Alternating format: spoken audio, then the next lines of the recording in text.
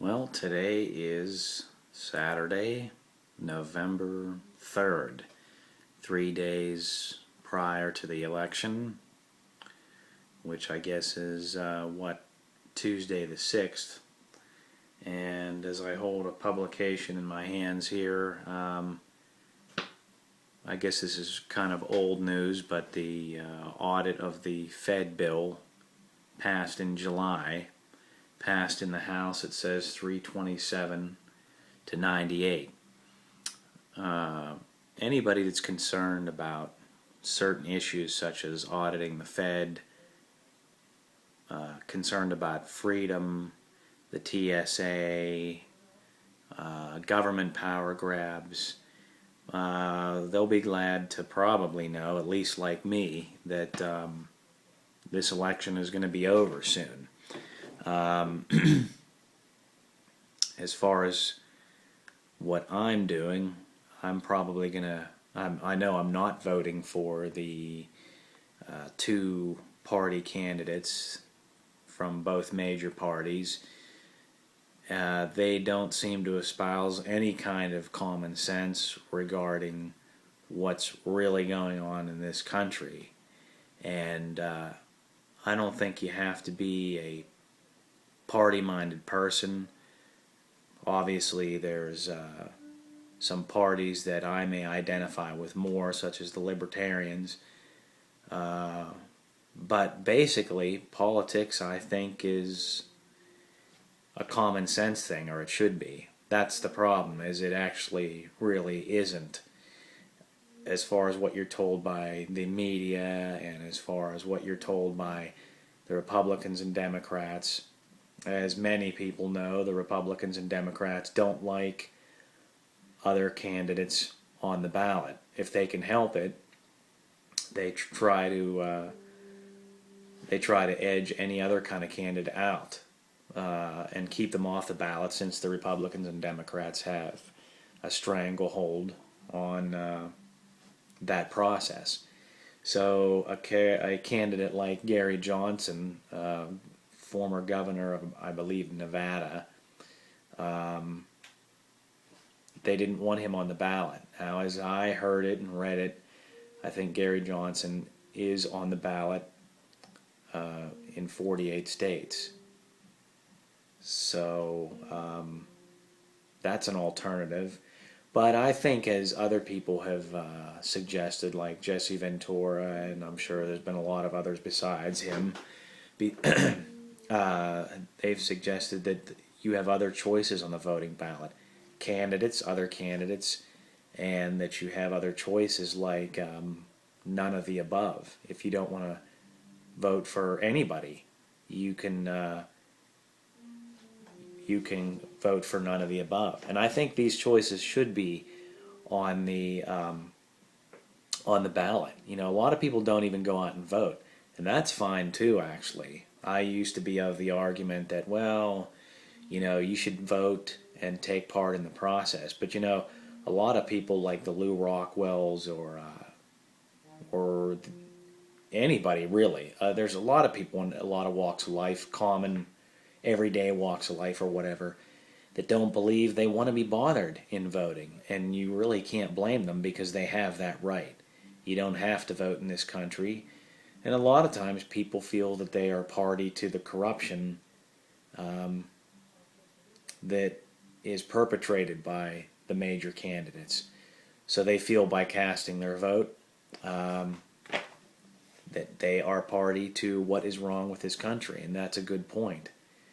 So it is your right to or to not vote. Recently, I got something in the mail from a group called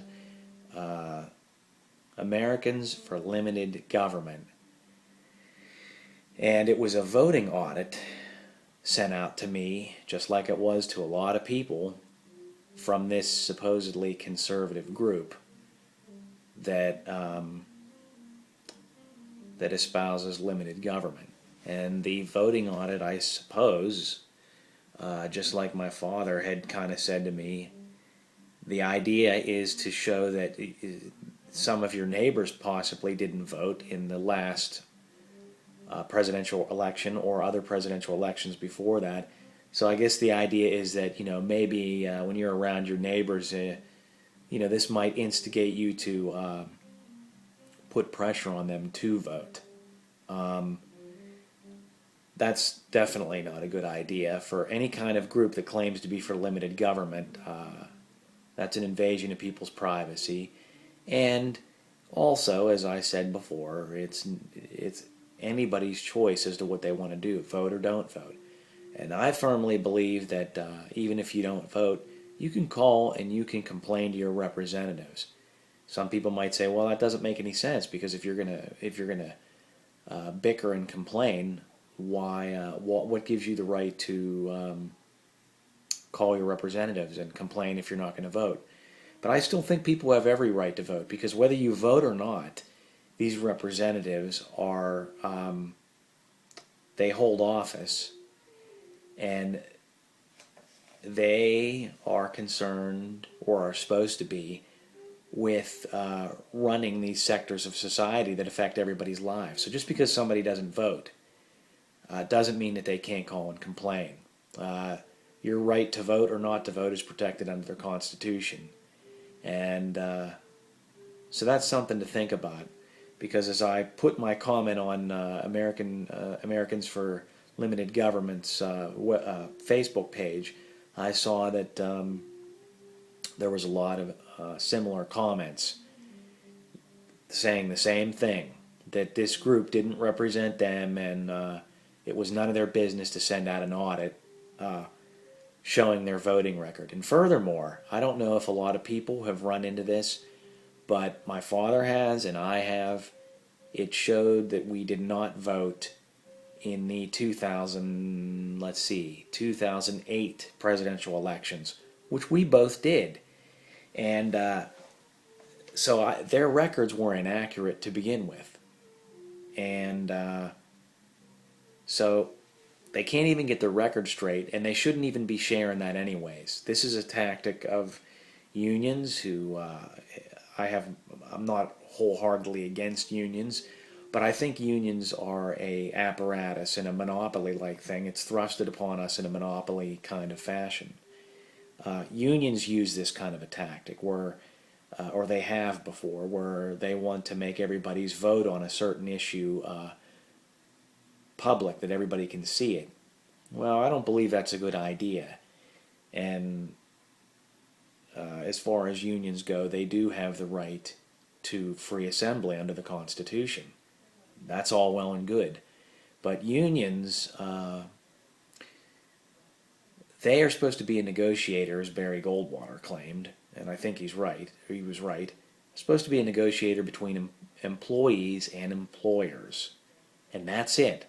But what happens is, as unions go too far, just like corporations and just like the Fed and these other groups that have connections to government and those sorts of examples, the unions get too big and corrupt as far as centralized power goes. So these are just some things to think about when you're talking about a free society.